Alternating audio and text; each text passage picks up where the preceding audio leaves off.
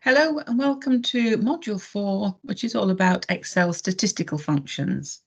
My name's Avis and I'm going to be taking you through the various different topics that we have today, including using those basic statistical functions to sum, count and find the average of a range of cells.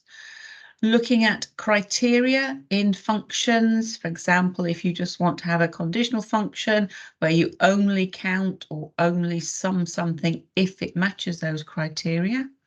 And we'll also take a look at referencing some data by looking it up into a standard range of information, and that will be using the XLOOKUP function.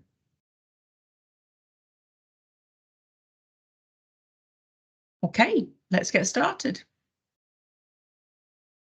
The first sheet in here then is a little bit about, it's a bit of a recap really, because there are certain things that you need to know in order to progress through the functions that we're going to be looking at today. So we've got some pay details, 4 people, different hours, different rates, we know how much they've done. We're going to calculate their gross pay based on those values. So I'm going to start off my simple calculation, my formula, start it off with the equals, and then we take the hours and we multiply it with the asterisk by the rate. Enter that in to give us the gross figure, first of all, for Sally.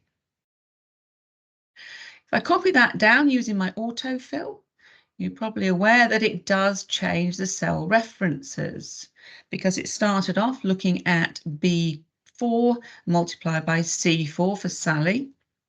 I've copied it down here and it's now looking to B5 multiplied by C5, which is great because it helps us. It's looking now at Jeff's values. If I move down again, right to the bottom, just a double checking with Fred, it's actually putting those figures in as well. And if I just press the right key, you'll see it's B7 multiplied by C7 for Fred.